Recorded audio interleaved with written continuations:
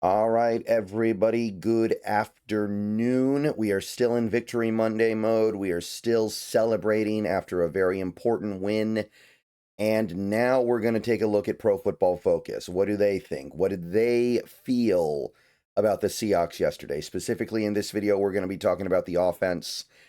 And then in a couple hours, we'll do another video where we take a look at the other side of the ball, have a glance at the defense. So, you guys know the drill. We're going to just go through various Pro Football Focus data pages. They do both straight numbers and they also do some subjective grading. We're going to take a look at both. PFF does not always get everything right. They also don't get everything wrong either, but they do a lot of work. They put a lot into this, and I think it's worth looking at even when they're clearly wrong, or at the very least, I don't agree. All right, so please give this video a thumbs up, subscribe if you're new, click the bell for notifications, become a channel member for $2, check out Bleacher Report for my latest video over there. All right. Offensively, the top line is kind of exactly what I was expecting. The four players at the top are the four players that I really thought stood out in an over-the-top positive way on Sunday. K9 led the way by far, which makes sense because he also played the least. So he's able to be more efficient across 23 snaps than a guy like Cooper Kupp playing double that number of snaps. So 91 overall, and all that heavy lifting was done by his running, because in the passing game and pass blocking game, they actually kind of dinged him. Sam Darnold, second highest graded player, seems right to me. And then Kupp and JSN are both around 80. JSN was a little bit behind at 76 technically, but that's all from the run blocking, which we know that JSN's not a great run blocker, and Cooper Kupp has been brought here in large part because he's a good run blocker. So that's not particularly surprising. But those are your top four guys, and that makes all the sense in the world to me, because those four guys were clearly, to me, the ones that stood out on Sunday. All right. The next couple of guys on the list who also got graded fairly well, although there were some issues. Charles Cross and Abe Lucas, the two tackles. Cross got a 73, Abe Lucas got a 67.5, although neither guy got away unscathed in this game, and I'll get to that a little bit later in this video, but neither guy played what you would call exactly a clean game. Then we had both of our tight ends here, Barner and Arroyo, coming in at about 65, 66. So similar area. Obviously, they take different paths to get there. Barner not coming in with a very good pass blocking grade. Little bit concerned by that. But it is important to remember it's just a handful of reps. It's just 4 reps. So not super important to look at big picture wise. Barner would have been graded higher if he didn't have the penalty, which, by the way, to date is the one real penalty against the Seahawks offense this season, because the delay of game was intentional. So his grade would have been higher if not for that, for sure. Next guy would be Jalen Sundell, 64. So that's above average, right? We are more than happy to live with Jalen Sundell having a 65 overall grade in a game. That is completely reasonable. Torrey Horton, slightly above average, 62.4. It does indicate there are still some things they don't think he's doing very well, because this was with him actually producing a little bit, but that should be kind of expected because he is a rookie. All right, so let's take 60 seconds to talk about Sleeper. Before I go any further into this, I want to tell you a little bit about my friends over at Sleeper. Have you heard about the Sleeper app? It is the best way to experience and connect over sports together with other users. It's a one-stop shop for all your sports needs. Go download the app now. You can celebrate and chat on games in real time with others. You can get the fastest scores, news, and alerts, all that right at your fingertips. And of course, you can play in fantasy leagues and win real money on picks contests. So you can enjoy sports the way they were meant to be, together. Download the #1 sports app today. And when you go, use promo code SBN, that is SBN, and you'll get up to $100 match on your first deposit. Terms and conditions apply. See Sleeper's terms of use for details. Currently operational in over 25 states. So check out Sleeper today. Don't forget promo code SBN. Welcome back. Moving past the top 10, you still have a manageable grade for Anthony Bradford, although there was a very clear deficiency in one area. 59.5, though, is something I'm totally willing to live with when it comes to Bradford, because I know that he's not yet a great player, and I didn't notice him in any over-the-top negative way on Sunday. Robbie Oots, not very good, which he had the one really bad play on the fourth down, and that alone probably docked him significantly. But you can also see there are some areas where he's just not quite where he needs to be if he actually wants to become an all-around effective player. And I guess that's okay. He did get a slightly above average grade run blocking, which is the important one. But hopefully, as we move down the line this season, Oots improves.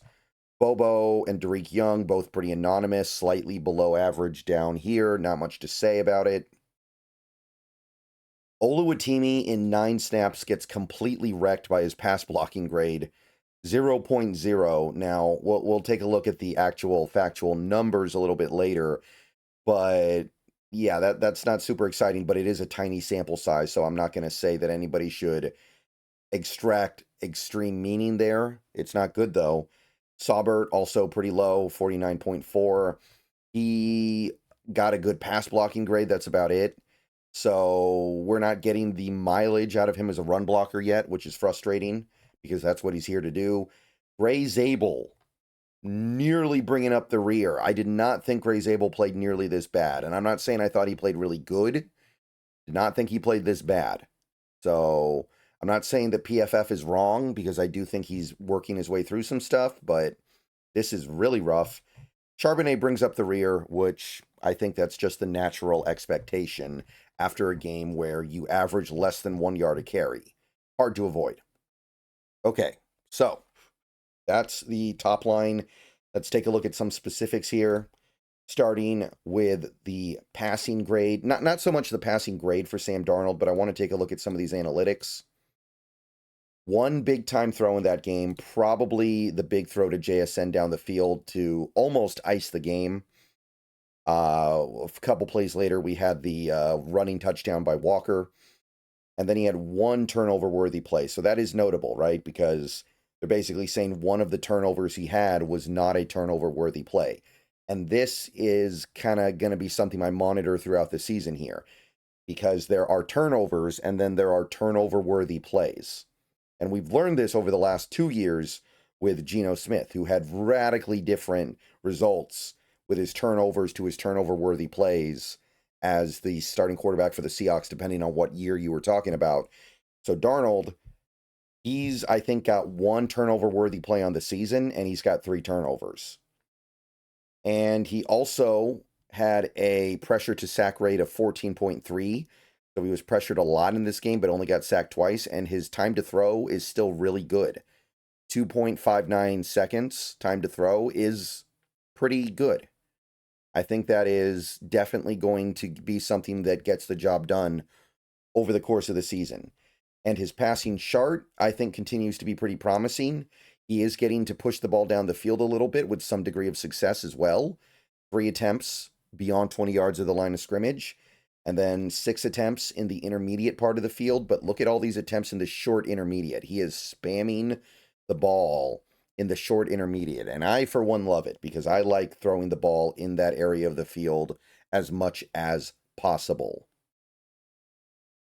And he's doing it efficiently, too. We're talking about 12 attempts for 111 yards and a touchdown. I am happy with that.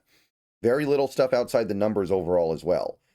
And also, on 4 attempts behind the line of scrimmage, 48 yards. So, if we can maintain that throughout the course of the season, we are probably going to have a lot of success. This is, in part, the formula. We cannot abandon the screen game. We need to get the screens we run to work. And you can see that on a day like today, the short passes, short of the line of scrimmage, worked. All right. So that's the Darnold stuff I wanted to look at. Receiving versus coverage. I did want to take a look at one thing here, because we know JSN had a good game on Sunday, but here's the thing I really want to highlight. 5 of 5 against Jalen Ramsey, because I was worried going into this game that Jalen Ramsey would just follow JSN everywhere and it would be a big problem for him and he would have struggled to produce.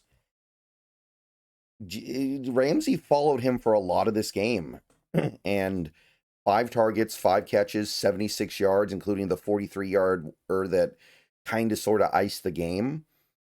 That's some big time stuff. And as someone who was already relatively high on JSN going into this season, he might be redefining his ceiling here. Now, again, Jalen Ramsey didn't follow at JSN the whole game, because you can also see that there's some plays where Cooper Kupp is going against Ramsey, and he actually had a little bit of success there as well. But the point I'm trying to make is this was not just JSN farming against linebackers and safeties that have no chance of keeping up with him. This was attacking him with Ramsey in coverage and having success doing it. So I really like that. Rushing by direction, very interesting data this time, although maybe not that interesting if you watch that game. Basically, they could not run to the left side at all. No success running outside to the left. And then we had, as the game, as we go down the line here, a little bit more success. Running between the left guard and left tackle was actually pretty good. Middle left, which is between Zabel and the center, is very good. 23 yards on 3 attempts. Middle right was okay. Right guard, so between the Abe Lucas and Anthony Bradford, almost 10 yards a pop, so a lot of production there. Right tackle, we only had the 1 attempt. Off right end, nothing really going on there. But this left end thing, it's exactly what we saw that whole game. And I want you guys to think about this. The rushing touchdown we had, the 19-yard rushing touchdown, was off left end, as you can see. We had a long rush of 19 yards, and we had a total of 7 attempts for 12 yards. So basically, on non-canine touchdowns off left end, we had negative yardage. Think about that for a second. And you can see it spelled out here. Zach Charbonnet, 5 attempts, negative 10 carries off left end. He didn't really have production anywhere. He had a 6-yard carry to the right, off the right tackle, and he had a 5-yard carry off left guard. But this is not something that he can do. He cannot run these outside zone plays. He's too slow. So that needs to change going forward. I need to not be seeing this going forward. This, it strikes me, I don't know how else to put it other than it strikes me as a clear and obvious oversight in the game plan this week. So the data this week is so weird, it's hard to take anything from the raw numbers, but if you watch that game, you saw the issue. Okay. That's the rushing by direction. Let's do offensive line stuff now. And it was not very clean. It was. There were some real problems this week, and you can see why some people got dinged. The only 2 players that didn't allow anything, or 3 players that actually got pass blocking reps that didn't allow any pressures, were Charbonnet, Saubert, and Oots.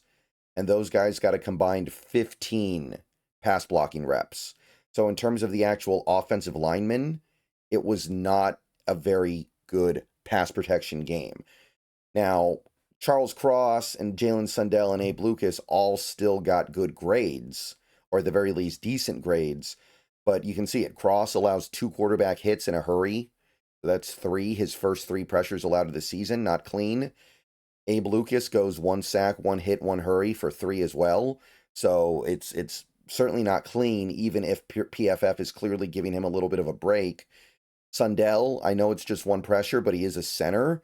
So him allowing pressures is still something that is worth noting, even if it's not the end of the world. So there's still some deficiencies here. And look at all this red down here. This is rough, man. This is rough. Now, I think Pittsburgh did do a good job attacking our pass rush. I think they did a good job sending pressure at the right times. So I'm not going to say that Pittsburgh had nothing to do with it, but there were some definite issues here. And all this red really speaks to it. Barner has 4 pass blocking reps and he allows a pressure. So very limited opportunities to show what he can do here. and he let one through. Annoying. Zabel is obviously the really big negative here. He gets graded very poorly, and he allows 3 quarterback hits on Darnold and 4 pressures overall. And watching that game, I felt like he wasn't doing a very good job picking up the stunts, picking up the blitzes. So I did notice it. I didn't notice it to this extent. I didn't think it was this bad. Bradford only allowed 1 pressure, but he gets massacred with his pass blocking grade, 29.3. Really, really rough. K9, it's just 1 play, but he allows a sack in this game, 20.1, which is why, whatever you want to say about Charbonnet right now, and I know there's going to be some criticisms of Charbonnet this week, we need him out there for pass protection. So Walker just doesn't have that same ability to pass protect in the way that Charbonnet does. So that is going to have to be the exchange we make. Oluwatimi only had 3 pass blocking reps, and he allowed a pressure. And as a center, when you allow a pressure, you're probably going to get dinged heavily. So can't really be helped. All right, pass protection, that's it. Not a very good week. Not nearly as good as last week against San Fran, even with the better result. And I think that we have to say that we have to give Darnold a lot of credit for surviving the pressure. He was being a man back there. He was working through it. He was surviving it. And a lot of those plays he made were against pressure. Run blocking. Again, the only thing I really like to look at here is the zone versus gap. And you can see we ran a lot more zone than gap. 19 zone block reps for cross compared to only 9 in gap. When Arroyo's run blocking, it's always zone, which makes sense. Abe Lucas, 19 to 9 as well. Anthony Bradford, same thing. Just generally speaking, a lot more zone than gap, which I like because I think this team is built to run zone. It is worth noting, though, and this is something I want to highlight here, we had almost as many zone as gap in Sawbird snaps. So does seem to be a little bit of a strategy there. We'll see if it bears out over the course of the season. But that is the one thing that I'm really noticing here beyond just the raw numbers. All right. I'll see you guys later. Let me know what you guys think about all this. That is Pro Football Focus offensively. We're going to do the defense a little bit later. Go Hawks. And everybody have a good rest of your afternoon. More videos coming soon.